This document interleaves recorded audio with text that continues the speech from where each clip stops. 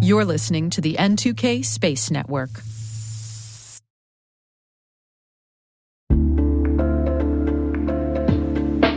And now, a word from our sponsor, ThreatLocker, the powerful zero-trust enterprise solution that stops ransomware in its tracks. Allow Listing is a deny-by-default software that makes application control simple and fast. Ring fencing is an application containment strategy, ensuring apps can only access the files, registry keys, network resources, and other applications they truly need to function. Shut out cybercriminals with world-class endpoint protection from ThreatLocker.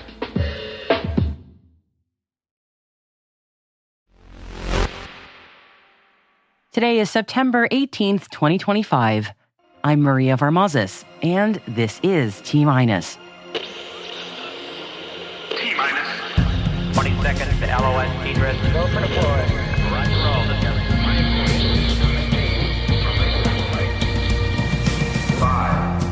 Ursa Major has been awarded a $34.9 million contract from an undisclosed U.S. aerospace and defense company.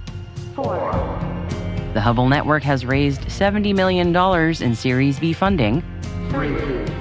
NTT, in collaboration with Mitsubishi Heavy Industries Group, has successfully demonstrated the world's most efficient optical wireless power transmission under atmospheric interference. 2. Axiom Space and Spacebilt have formed a multi-organization collaboration to bring optically interconnected orbital data center infrastructure to the ISS in 2027. 1. NASA's Northrop Grumman CRS-23 mission to the International Space Station has now docked with the orbiting lab.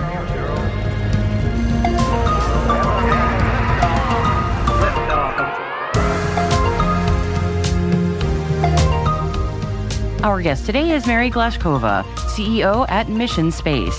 We're going to be discussing their new partnerships and the latest in space weather monitoring. We'll also have updates from World Space Business Week from our partners at Spacewatch Global. So stick around for more on that later in our show.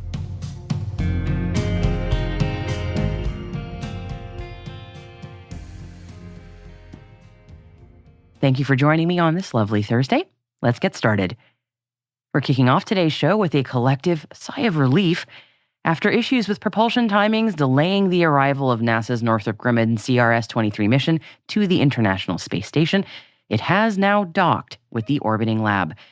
The spacecraft arrived at the ISS this morning, Thursday, September 18th at 7:24 a.m. Eastern Time. The mission was launched 4 days ago from Florida, carrying more than 11,000 pounds of scientific investigations and cargo to support research on the orbiting laboratory. NASA astronauts Johnny Kim and Zena Cardman captured the Cygnus XL spacecraft using the International Space Station's Canadarm2 robotic arm. We're sure everyone involved is glad that they were able to remedy the issues so quickly and get the spacecraft to the station safely. And speaking of the ISS, Axiom Space and Spacebilt have formed a multi-organization collaboration to bring optically interconnected orbital data center infrastructure to the orbiting lab in 2027. The Axiom Orbital Data Center, or ODC node, on the International Space Station will be known as AX-ODC Node ISS, and it is being developed under a collaboration agreement with Spacebilt and supported with an optical communication terminal by Skyloom and hardware by Phison Electronics and Microchip Technology. Axiom says it will establish an optically interconnected, high-performance ODC node aboard the station, enabling satellites, other spacecraft in low Earth orbit, and astronauts and researchers to store and process data and run artificial intelligence and machine learning workloads and other cloud computing applications. The companies say that this cooperation represents the future of ODC infrastructure and orbital cloud services in LEO. Terrestrial cloud infrastructure is interconnected and accessible anywhere in the world and supported by an ecosystem of cloud service providers, data center builders, computing hardware vendors, and fiber cable network providers. Orbital cloud infrastructure will continue to evolve as an ecosystem of space platform providers, LEO-hardened computing hardware vendors, and optical communications relays. Axiom Space believes that there is tremendous opportunity for companies around the world to collaborate and unlock the future of space-based cloud and AI. And this new project builds upon Axiom's achievement of launching the Axiom Datacenter Unit 1 to the space station just last month, and is in alignment with the announcement in April by Axiom Space to launch AX-ODC Nodes 1 and 2 net late 2025. And if that isn't enough of an initiative to keep Axiom busy, we're still on Axiom, by the way, they have also announced the launch of the Axiom Space University Alliance. And the Alliance is a global initiative designed to elevate scientific opportunities in microgravity research, technology development, R&D, and commercial innovation in LEO. They have already lined up 15 partners across the United States, Europe, and Australia, and are inviting others to join this movement. And if you are interested, more details can be found by following the link in our show notes. Let's head on over for non-Axiom-related news next, and let's go to Japan now. And NTT, in collaboration with Mitsubishi Heavy Industries Group, has successfully demonstrated the world's most efficient optical wireless power transmission under atmospheric interference. The demonstration received 152 watts of electric power over 1 kilometer for an efficiency rate of 15%.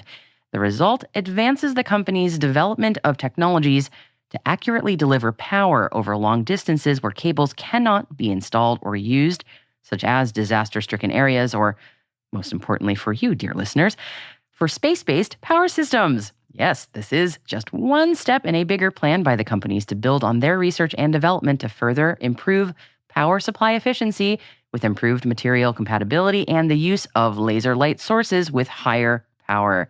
Yes, indeed, power beaming is no longer sci-fi, and we are all here for it. The Hubble Network has raised $70 million in Series B funding. And no, just a reminder, we are not talking about the incredible space telescope that is forever my favorite in my heart. We are talking about the satellite IoT company that shares the name. The new capital brings the company's total funding to $100 million since its founding in 2021. The Hubble Network says that their long-term vision is to build a global satellite network that enables affordable, low-power, ubiquitous connectivity for billions of devices, unlocking a new era of IoT at planetary scale. The Hubble Network says it'll use the new funding to expand their satellite constellation and power enterprise deployments across logistics, infrastructure, defense, and consumer IoT. Ursa Major has been awarded a $34.9 million contract from an undisclosed U.S. aerospace and defense company. Through this new contract, Ursa Major will deliver Draper engines and associated services. The engine manufacturing company says the effort will accelerate development, production, and deployment of Draper for critical national security applications in space and ultimately validate the engine's performance and flexibility under operational conditions. This award follows a $28.6 million contract from the U.S. Air Force Research Laboratory to demonstrate the Draper engine in flight by the end of this calendar year.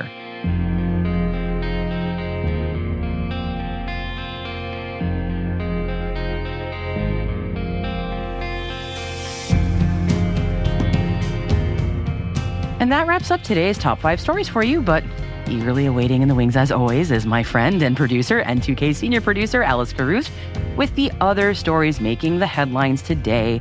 Alice, what do you have? Just 3 additional stories worth mentioning today, Maria. Scout Space has been awarded an AFWERX SIBA Phase 2 contract. Hawkeye 360's Cluster 12 have achieved full operational capabilities. And we've included a link to a South China Post article on the tit-for-tat going on between the US and Chinese satellites spying on each other. Greg Gillinger from Integrity ISR, I am sure, will have a lot more on that in his update with us later this month. And please, Alice, remind us where we can learn more about all of these stories. Maria, we include links to all the original sources of all the stories mentioned throughout the show in the selected reading section of our show notes. Those links can also be found on our episode page on our website, space.n2k.com. IT-crew. This week, thanks to our partners at Spacewatch Global, we've been bringing you updates from the World Space Business Week show floor in Paris. And we would love to hear what you think. Want to hear more segments like this? Are there other shows you would like us to cover? Or is there something else entirely? Please send us your feedback with our listener survey. Link is in the show notes for you. We would greatly appreciate it. And I will be talking with Torsten Kriening next week about his takeaways from World Space Business Week. So let me know if there's something you would like me to ask him. Send those questions to space@n2k.com, and you might just hear me ask your question on the show. And thanks.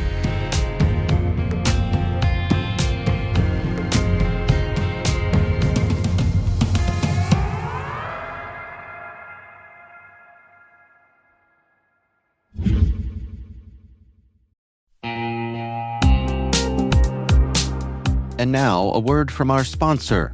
The Johns Hopkins University Information Security Institute is seeking qualified applicants for its innovative Master of Science in Security Informatics degree program. Study alongside world-class interdisciplinary experts and gain unparalleled educational, research, and professional experience in information security and assurance. Interested U.S. citizens should consider the Department of Defense's Cyber Service Academy program, which covers tuition, textbooks, and a laptop, as well as providing a $34,000 additional annual stipend. Apply for the fall 2026 semester and for this scholarship by February 28th. Learn more at cs.jhu.edu/MSSI.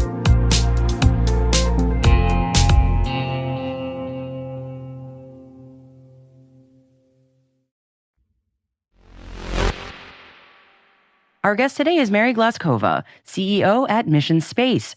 They've recently announced a series of new partnerships, including today's announcement with StarCloud. I started our chat by asking Mary to give us an update on the space weather monitoring company. Right. So we're building a constellation of 24 satellites. So you have at least one of them on the polar region. Those are regions that are highly affected by solar flares. And the first payload was launched in March this year. So we have like 5-6 months of flight heritage. This first payload was focused on radiation. And next generation of instruments, we're also going to track plasma density, neutral density for satellites to better calculate the drag. And we're also, of course, looking into the Moon-Mars missions to track the dust and radiation and et cetera, et cetera. And we received an award for this current payload. It's a Global Tech Award in Space Tech, and we're very pleased. Oh, congratulations. Yeah. That's great. That's really wonderful. I was thinking also of the partnership that you all announced with StarCloud, because that also sort of comes with a lot of really interesting innovations that you all are working on. Is there anything that you can add about the StarCloud announcement also? StarCloud is one of the, let's say, interesting startups. That's my opinion. But this is something that really, keeps a lot of people their attention on that topic of building AI orbital data centers. And this is what StarCloud is doing. And we're very pleased to partner with them. They are one of the first who really sees and understands the problem of radiation. Because charged particles, they can damage the nodes, and this is how you lose the information. Yeah. So what we're going to do, we're going to provide them the high-resolution space weather information and analytics, and this crucial data will enable them to dynamically optimize power and thermal management, ensuring uninterrupted performance even during solar storms. That sounds like it aligns really well with your company's goals overall in terms Absolutely. of you all are doing really incredible, it's really interesting things regarding space weather. And it always impresses me how much we still don't know about what we generally call space weather, and how much it does affect, especially these, proliferated LEO satellites and constellations, and just so much we just don't know, and that you all are really figuring a lot of this out is just so fascinating. Yeah, maybe you read, it was a recent book by Space Capital, and they talk a lot about terrestrial weather, like how it affects every operation of every business. It affects everything GPS related, communications, polar flight routes, and of course, low Earth orbit and deep space missions. So I think it's the right time to start talking about, and with all those new rockets and plans to get back on the moon and go further to Mars, it's like super important to understand what's going on there. Absolutely. I completely agree. And you all are at a really fascinating place in an intersection of the advancements of technology and also where all of these space missions really need the insights that you'll provide. I'm curious about the sort of the long-term vision for your company also. I imagine learning more about what's going on in space weather is obviously the sort of the top line. But I'm just curious about sort of, your 5-10 year vision. I like to say that we're going to be like hypernova because, NOAA's mission, they have maybe 10 missions that's still operational, but some of them past due the age, and a lot of like decommissioned and no longer operational missions. And the gap is real. So we believe, first of all, that our approach of building super small instruments will allow us to deploy the constellation because it's cheap to launch. It's easy to replace if something goes wrong. And the more data points you have, the better picture you have. And the more information is always better. That's fantastic. Yeah, I mean, and certainly, as I said, it's very, very needed, especially as more missions are going and proliferating in LEO. So it makes a lot of sense. Yeah, but we're not trying to take that piece of cake from NOAA. We are in talks with NOAA. They have a wonderful program. It's called Data Buyouts. And we're also in talks with NASA, and they have some missions that they see how we can work together, because they are more focused on low energy instruments. And this is like a nice cooperation with our instruments. It makes a lot of sense, honestly. Especially when we're talking about scientific understanding, cooperation really is so crucial. I absolutely, completely understand. I wanted to ask also about, I feel like this is an obligatory question that everyone has to ask about AI nowadays. I'm just so curious about how this all fits in with the obligatory AI question. It's a very good question. So the good thing about the space, it's still like a common ground. So those who collect the data, they own the data. And what about like the AI models? Like there are a lot of companies that work on AI. And the thing is that those models, that they are built on historical data. Yeah. And they like fail from 6 to 12 hours. So they can't predict any longer. And those who say that they can, there's just an extrapolation. And it's the probability of the false alarm is very high. And this is what happened. What is happening nowadays is that the chances of false alarms are so high that people tend to just ignore them. This is kind of like dangerous. This is why we think the real data is king. And talking about that, we signed a letter of intent with Leo Labs just like a few weeks ago. And there was an interesting paper from Leo Labs from, I think, the beginning of this year. And they said that as of February of 2024, there are several hundreds of unknown objects in the catalog, and that the number of active satellites anticipated to grow from 10,000 to like 60,000 by 2030. Yep. And it's becoming increasingly crucial to employ rapid, accurate models and methods of tracking the objects. And of course, like the neutral density and other parameters are very crucial for understanding what's going on. Yeah, it sounds like not sort of the data set that maybe the large language models would need to be more predictably correct are just not there yet. So yeah. If I'm summarizing that correctly, yeah, it's good. It's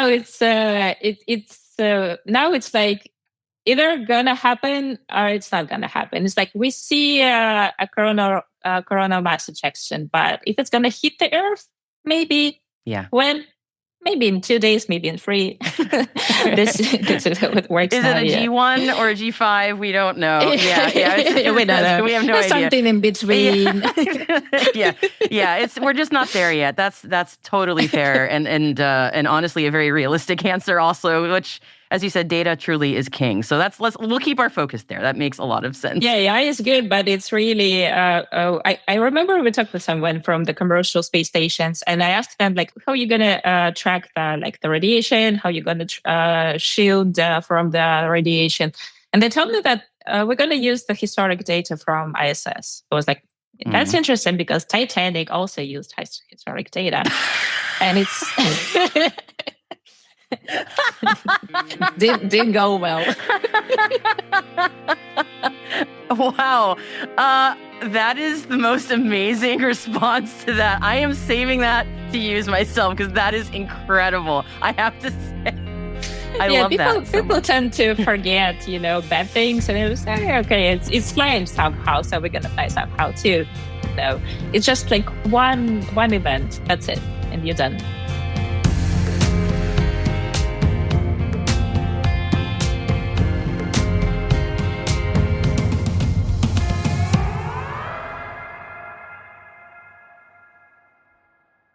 We will be right back.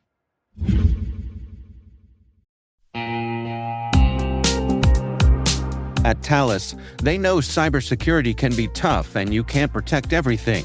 But with Thales, you can secure what matters most. With Thales's industry-leading platforms, you can protect critical applications, data, and identities, anywhere and at scale with the highest ROI. That's why the most trusted brands and largest banks, retailers, and healthcare companies in the world rely on Thales to protect what matters most: applications, data, and identity. That's Thales. THALES. Learn more at thalesgroup.com/cyber.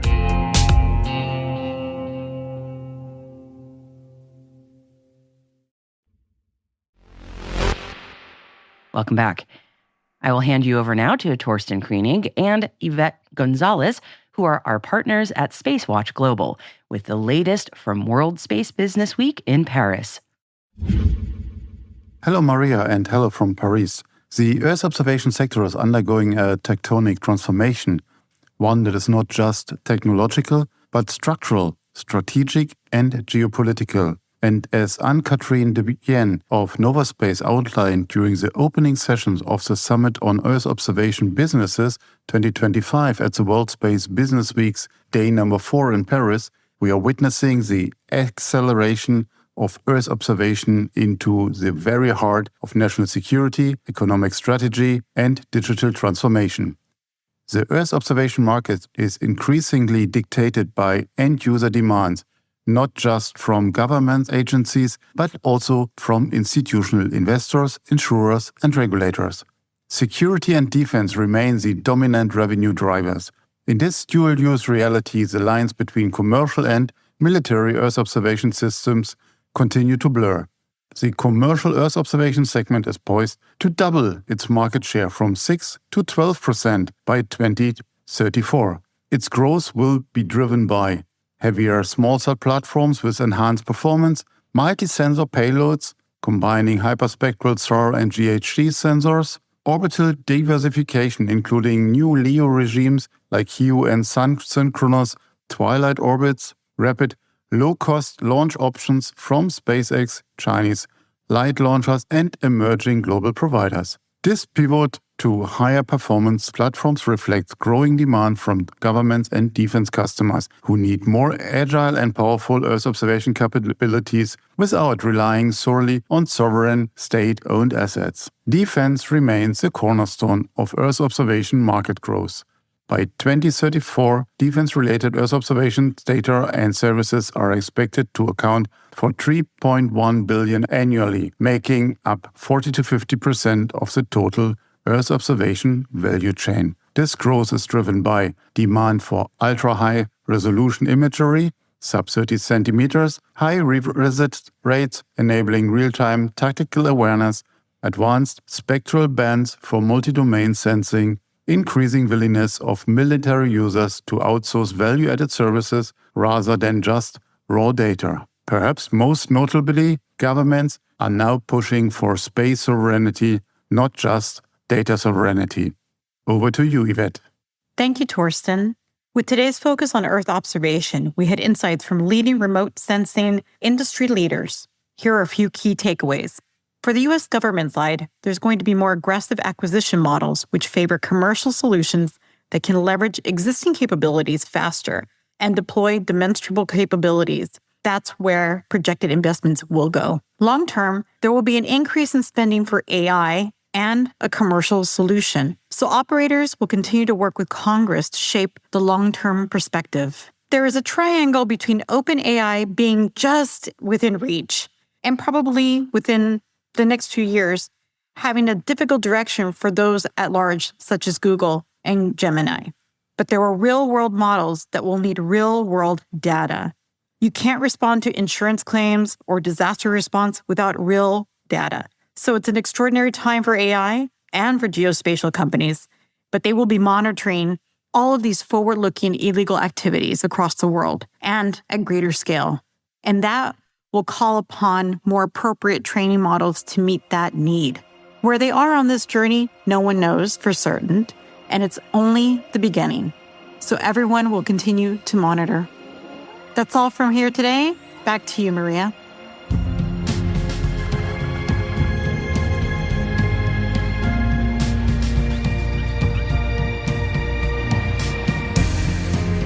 And that's T-Minus, brought to you by N2K Cyberwire.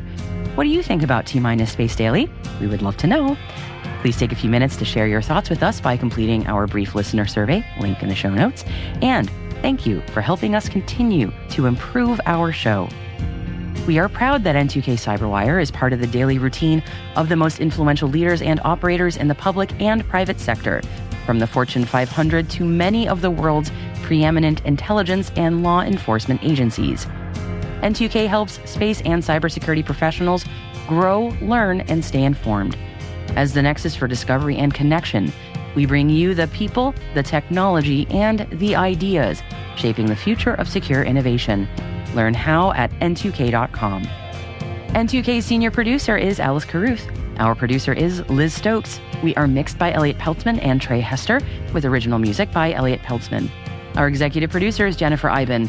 Peter Kilby is our publisher, and I am your host, Maria Varmazes. Thank you for listening. We'll see you tomorrow.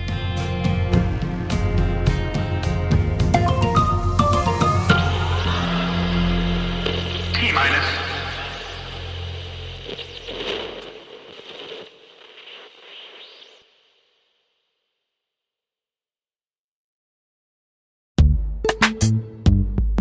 Attention security startups, there's less than a week left to apply for the 2025 Data Tribe Challenge. This unique program accelerates early-stage cyber companies, refine your messaging with startup veterans, then pitch to top venture firms shaping the future of cyber. The live pitch competition takes center stage at Cyber Innovation Day, November 4th in Washington, D.C. Applying is easy. Go to challenge.datatribe.com, share your company info, and upload your pitch. Submissions close September 19th. Submit your entries today.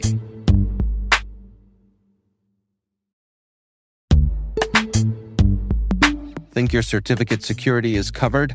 By March 2026, TLS certificate lifespans will be cut in half, meaning double today's renewals. And in 2029, certificates will expire every 47 days, demanding between 8 and 12 times the renewal volume. That's exponential complexity, operational workload, and risk, unless you modernize your strategy. CyberArk, proven in identity security, is your partner in certificate security. CyberArk simplifies lifecycle management with visibility, automation, and control at scale. Master the 47-day shift with CyberArk. Scan for vulnerabilities, streamline operations, scale security. Visit cyberark.com/47day. That's cyberark.com/47day.